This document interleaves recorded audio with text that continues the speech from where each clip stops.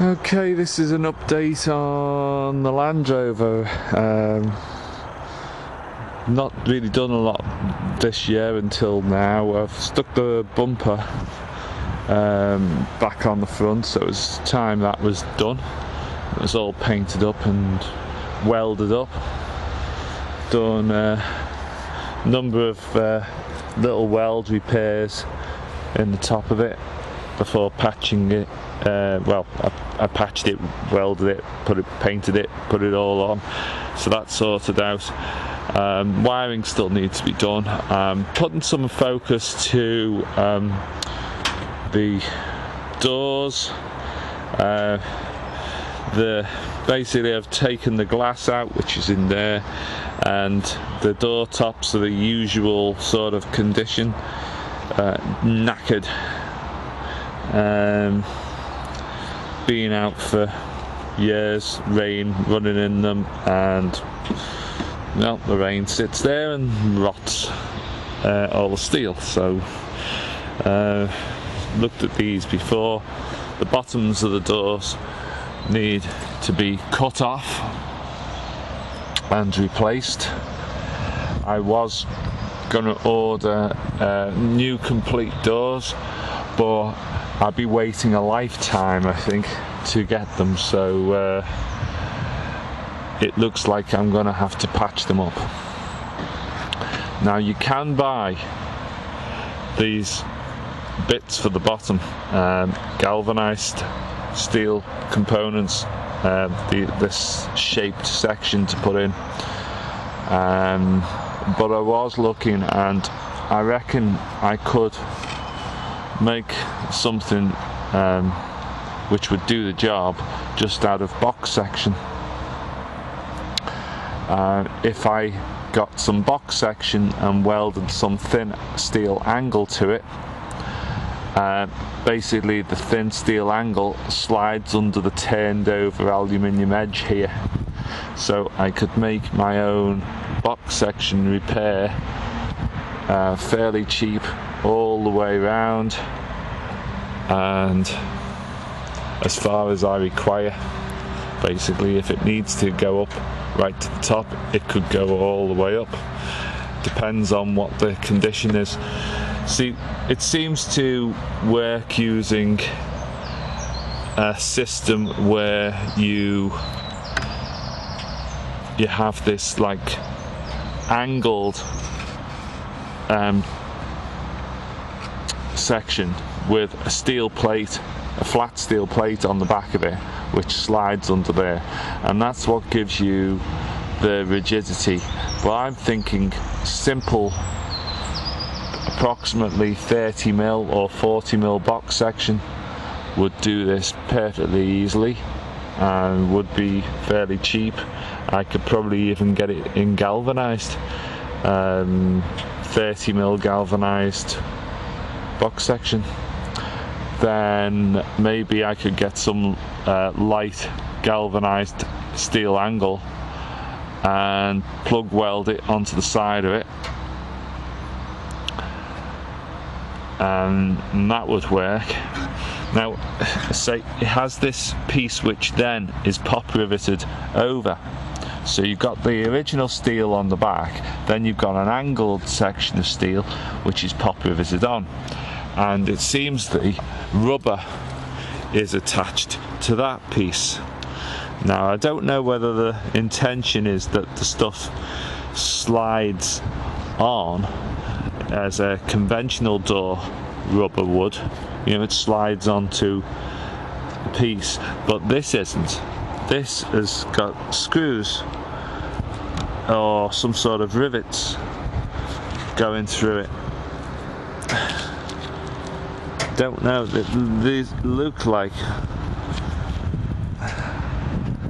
a rivet to me. Only way to find out is to probably pull it off. They look like some sort of rivet. Yeah, so this must be the original rubber riveted on to this metal. Now, I think if you're going to put this piece of metal on top of the metal that's underneath. You may as well just have the metal that's underneath as a piece of square section steel, and then add this angled piece with a slight bend in it. You could probably use the real stuff provided by the Land Rover parts people, or you know, you could use the real stuff and then just pop rivet it onto the box section. So I'm thinking I might just have a go at coming up with my own solution rather than using the official Land Rover system. I've tried to order new door tops a few times now. There's a company based here in Liverpool called SP who make them, but they seem to have some delays on producing galvanized ones. I can get non-galvanized ones, but if you see the condition that non-galvanized Land Rover door tops go into, I don't think a lot of that idea. I'd rather have galvanized for obvious reasons. Yeah. Other thing I've done is I've taken the seats out, and they weren't standard Land Rover seats. They were something that come off some sort of coach. This is the glass which has come out my doors. Just lean them down there. Come out one door.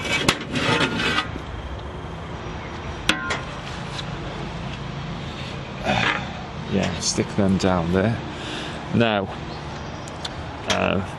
I've got the fuel tank system to fuel tank to resolve. You may remember from last year I showed that it's got this aluminium made custom fuel tank in the back here with a cap there, and this is basically silly. It's filling up almost like quarter of the floor space, having a fuel tank when there's a ton of space under the seats where the original fuel tanks went.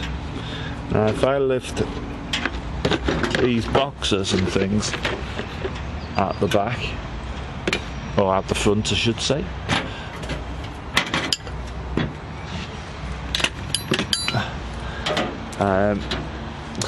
yeah, it's a cat seat, isn't it? It's a cat seat. Go in the back. Go in the back. Yeah, right. Go on. Go on. Go on. Yeah. Right.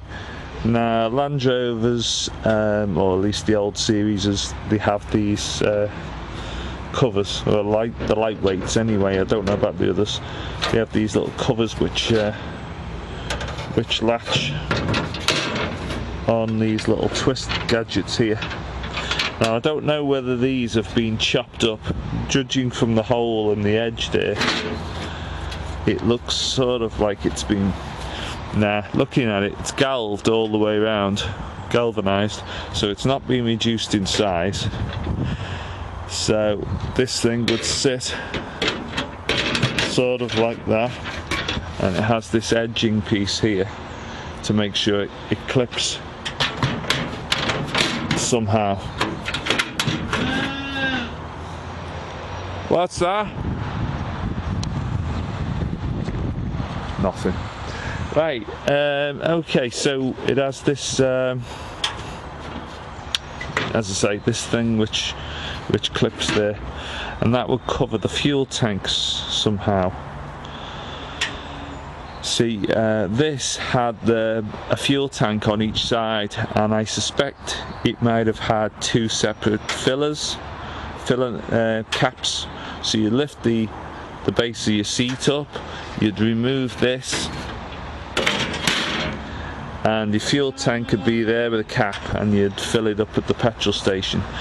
That the same would go for both sides. Now what I'm tempted to do with this one is to have like a storage box or something on this side under the seat, a few spanners and things in it, and have a bigger fuel tank over on the other side.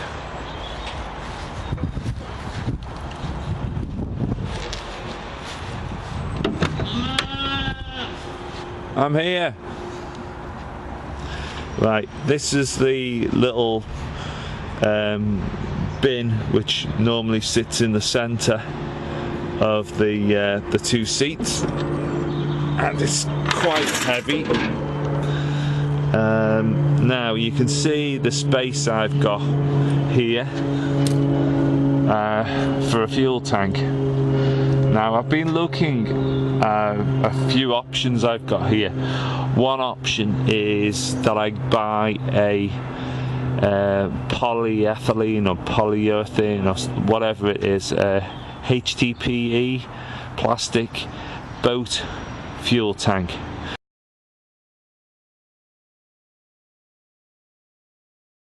Now you can get these on eBay, a whole range of sizes, but there's one which is about 650 millimeters in length by 350 wide and 22 centimeters in height. Now 22 centimeters in height will actually just about fit under here.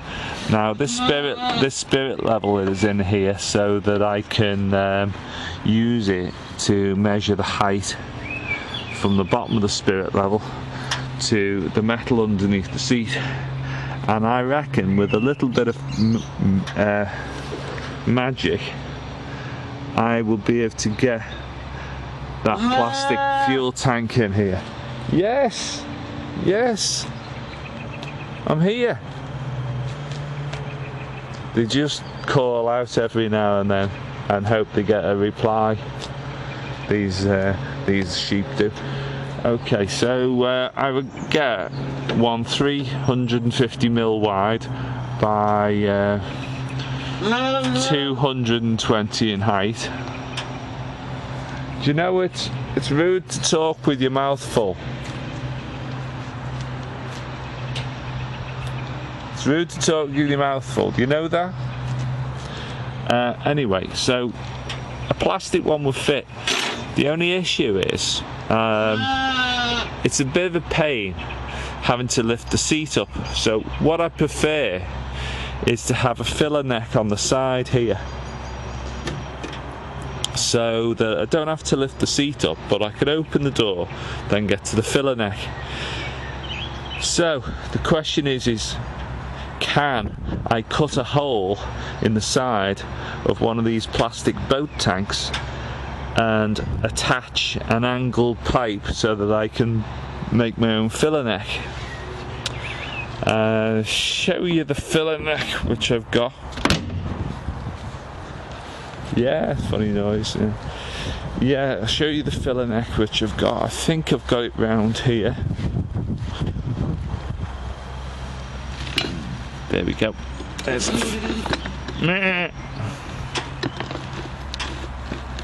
yes, you come to look at my box of stuff. Hey, you come to look at my box of stuff. Come on. Yeah. Right, there's the filler neck I've got. That's a little chain inside to stop you losing the cap. So that would go on the other side. See, it's got an angle.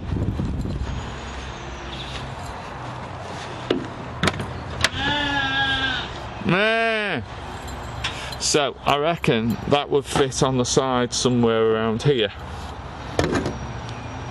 Looking inside, quite simple. And 650 mil, I would still have the room from approximately here, yeah, where my finger is, to all the way over there to where the handbrake is. That's another thing I'm thinking about modifying, because I hate the way the Landrover handbrake comes out the front and you can't move your legs, because I'm over 6 foot. If my knee has to come out round the wheel, there's a bloody handbrake in the way. So to me, a more sensible thing would be to actually have the handbrake come up through at the side of the seat up here, as long as you don't knock it when you're steering, as it doesn't get in the way of your arm and so on. So I'm sure there's a better idea than what we've got down here. So I'll do a bit of a modification to that. Yeah, these pieces of aluminium or steel or whatever it is, I think it's aluminium. Yeah, it is. These are just sort of riveted in, so I can take these out to fit a tank in. You can see this one's loose already. Just drill the rivets out at the two ends and fix it up. Yeah, so the other option is that I make my own custom aluminium fuel tank. Now, I've just bought a spool gun so that I can do aluminium MIG welding, and I'm partly tempted to make my own aluminium tank for it, which could look quite nice, but if I just buy a plastic one, it would save a lot of work. Yeah, it's above the exhaust, but a lot of these plastic fuel tanks are situated above exhaust these days, and I could put some metal screening above the exhaust to separate from it, to act as a heat shield between the fuel tank and the exhaust pipe. So, or the main part of the exhaust could possibly be located in a different place. For instance, there's loads of room under the Landrover here, so I reckon I could no, it'd still be somewhere here. I could put the exhaust somewhere located around here and have a side discharge for the exhaust pipe. There's lots of options which can be rigged up. Yeah,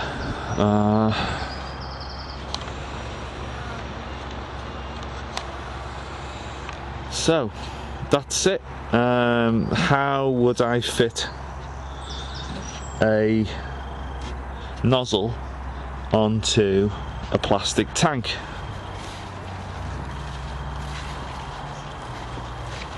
Got this tape measure here, so if I measure off 650 and lock this tape back,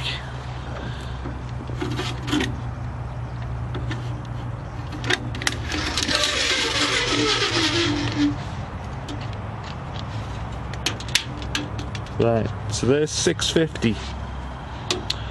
So say I've got all the way over there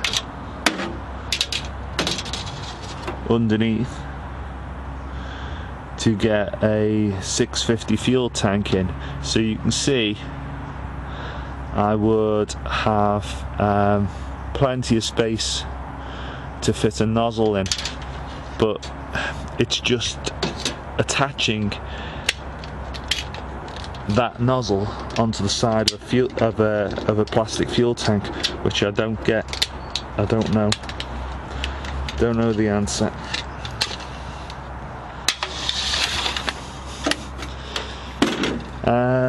Yeah, the nozzle is external diameter 2 inches, so I'd have to find a rubber connecting hose which would connect this external 2-inch to an external 2-inch plastic pipe coming out from the fuel tank.